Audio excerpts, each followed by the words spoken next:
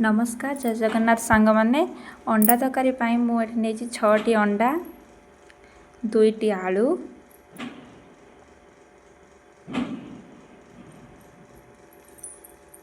2टी tomato आउ 2टी पियाज ताकू आम वर्तमान काटी नबा।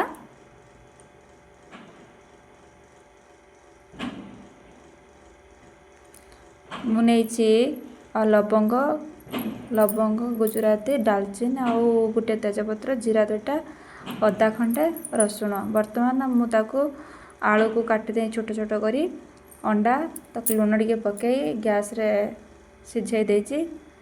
बर्तमान सिझी जाइए ताकू मु छड़े नहीं अंडा को प्रथम अल्प तेल पकई भाजी नवा टिके हलदी आ टिके लुण से तेल रे पकई दे एकाथरे भाजी नवा। बर्तमान तेल टी गरम हो आसला से आम हलदी टिके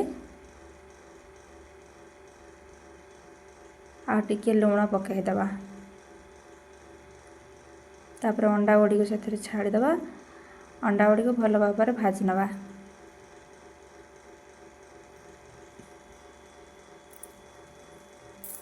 अंडा गुड़ी को भल भाव में होगला बर्तमान ताको आम काढ़ी दे से कढ़ई रे आम बर्तमान कौन करवा ना आलू गुड़ी को किछि भाजी नवा।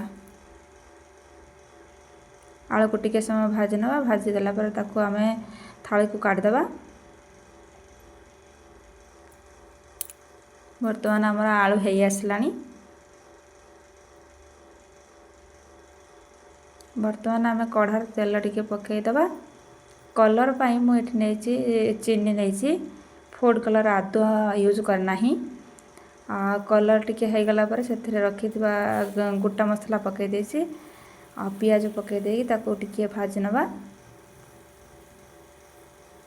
पियाज हो आसला परे आमे अदा और रसुण पेस्ट जो करथिले सेथिरे पकेइबा। बर्तमान पियाज टिके हो आसलानी।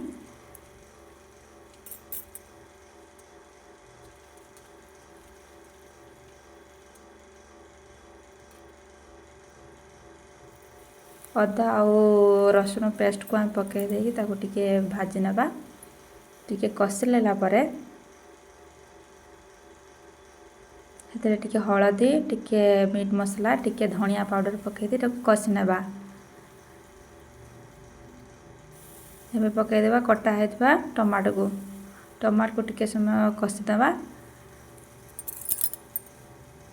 सेतरे टिके अल्प पानी देकी ताको टिके भल भाव में डांगे दबा। बर्तमान टिके लुण पकई देले हमर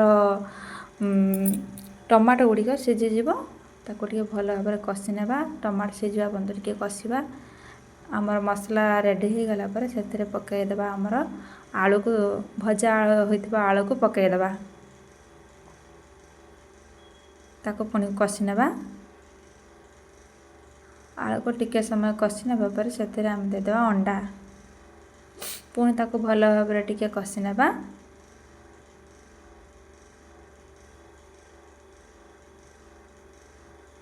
एबे दे देबा पानी टिके ताको भल भाव में गोलई नबा।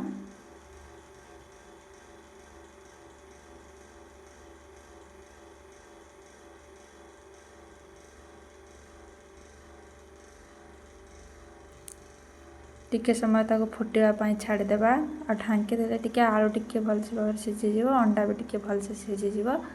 बर्तमान आम रेडी हो गलानी अंडा तरकारी। प्रथम थर वीडियो करछि जदि किसी भूल हो जाए ताको क्षमा कर देवे।